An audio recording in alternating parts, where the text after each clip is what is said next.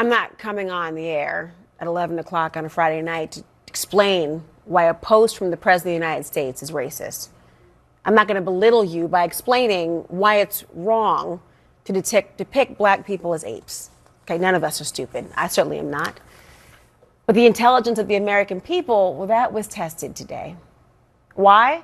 Because of the excuses the White House dared to give to explain why President Trump shared a video that did exactly that.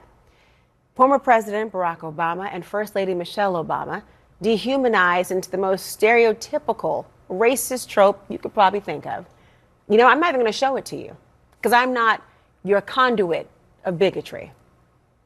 It came in the last seconds of a 62-second clip in the middle of a late-night blitz of election conspiracy theory nonsense, and it didn't get taken down immediately. Nope. It stayed up for nearly 12 hours. Now, at first, the administration waved it away. White House Press Secretary Caroline Leavitt put out this statement. This is from an internet meme video depicting President Trump as the king of the jungle and Democrats as characters from The Lion King. Please stop the fake outrage and report on something today that actually matters to the American people. Well, racism matters to the American people. The ones who believe in the Constitution or equality or dignity. But I guess if it was just a cartoon, well, we should all lighten up.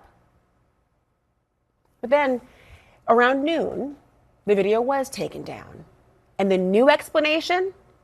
A staffer did it. It was a meme that was posted by a staffer on the president's True Social account. It was from a Lion King video depicting, as you pointed out, different Democrats as different animals. I think Kamala Harris was depicted as a turtle in this video meme.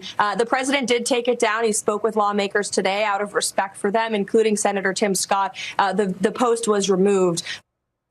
Out of respect for them? Well, isn't that interesting? We've gone from a cartoon to the shaggy, it wasn't me. Or others were also animals, so it's okay. Let's pretend this wasn't the account of the so-called leader of the free world. Let's pretend it was the CEO of a Fortune 500, well, really any company. If this was something a CEO posted, they'd be kicked to the curb. Ask your shareholders. In fact, if someone posted this on the company letterhead or from their company account and the company did not immediately condemn it, good luck with that boycott. If this was something you posted, well, you'd be staying in the unemployment line. If it were a child posting on a school group chat, well, you'd add suspension, if not expulsion, to that report card. Zero excuses would be tolerated. So why would the so-called leader of the free world get a pass? And if you're wondering why there is not the benefit of the doubt being extended to the president of the United States, well, I ask you to look at the track record. And you know what? I'm going to stick to just this term. Because there's that video Trump posted showing Democrats wearing sombreros. There's that moment that he publicly admitted 8 years later to using the phrase shithole countries. I've also announced a permanent pause on third world migration, including from hellholes like Afghanistan, Haiti, Somalia, and many other countries.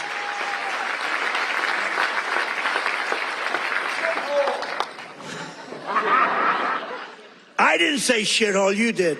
We had a meeting, and I say, why is it we only take people from shithole countries, right? Why can't we have some people from Norway, Sweden, just a few? Let us have a few. There's that cabinet meeting where he called Somalis garbage.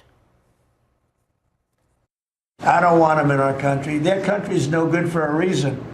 Their country stinks. We're going to go the wrong way if we keep taking in garbage into our country. And I'm not even talking about how he rose to political fame, pushing the birther lie that Barack Obama wasn't somehow American. Like I said, this isn't some earth-shattering revelation that he would put this out there. But you know what might be? Republicans, well, some of them are really using their voice in protest, speaking out against what Trump posted. You heard Caroline Leavitt mention Senator Tim Scott. He's the only black Republican in the Senate. Here's what he said after seeing the video. Praying it was fake because it's the most racist thing I've seen out of this White House. The president should remove it. The most racist thing, as if to admit this isn't the first or the only thing he's seen in that umbrella. Multiple other Republicans called on Trump to not only take it down, but to apologize. That same guy is the guy in the White House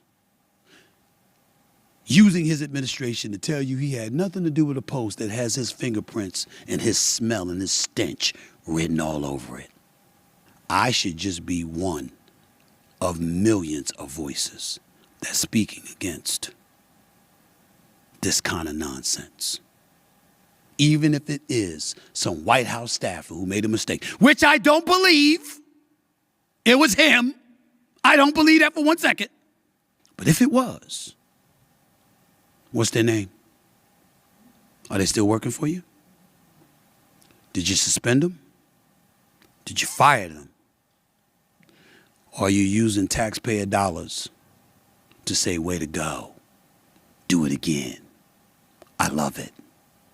We begin this morning with President Donald Trump refusing to apologize for the racist posts on his social media of former President Barack Obama and former First Lady Michelle Obama.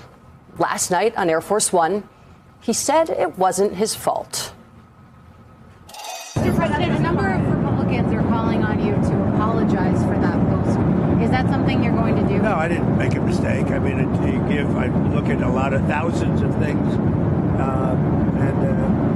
I looked at the beginning of it, it was fine. And they had that one post, and I guess it was a takeoff. By the way, a lot of people covered, if you look at where it came from, I guess it was a takeoff on The Lion King. And certainly it was a very strong post in terms of voter fraud. Nobody knew that that was at the end. If they would have looked, they would have seen it. And probably they would have had the sense to take it down. Take on The Lion King or not, the racist video on his social media account was posted late Thursday, the 5th day of Black History Month. And it depicts the Obamas as apes, a longtime racist trope that has deep historical roots. The post sparked backlash with Democratic and Republican lawmakers who quickly condemned it. After nearly 12 hours online, the White House deleted the post and placed the blame on a staff member. Joining us now, Symone Sanders Townsend, co-host of The Weeknight on MS Now, and Miles Taylor, former DHS chief of staff in the first Trump administration and founder of Defiance.org. Thank you both so much for joining us, especially Symone. You had a late night with the show last night. So let's dive right into this. From the scrubbing of an article honoring Jackie Robinson at the beginning of this administration to the whitewashing of Medgar Evers, there is a consistent commitment to racial revisionism from this administration. I think that that's what's the human cost of this? Look. First of all, there are no apes in The Lion King. Let's be very clear. This explanation. Rafiki is a baboon. Thank you. Yeah, and there's only one of him. He literally left his, but you know what? They need to watch the movie. They think we haven't seen it. But none of these explanations are sufficient from them about this video or the things that they're doing when it comes to the history of this country. But what this White House is trying to enact is frankly something. There's a movement across the country for this. There's a movement to revise history, to not teach all of our history, only teach the good parts, right? As though we can fully understand this country without teaching the full picture. So I think the human cost of this is it sends a signal, which is why, even though I do believe this is a distraction, it does need to be addressed. Yeah. Because if it's not addressed, it sends a signal to other leaders. It sends a signal to other organizations. It can send a signal to businesses. It can send a signal to young people that this is actually acceptable and okay. And the last point I'll make is you talked about the historical racist trope. There's a direct line from what the white Europeans cooked up as a justification for colonization in the 1700s to this assault on quote-unquote DEI that we have seen from particularly this administration.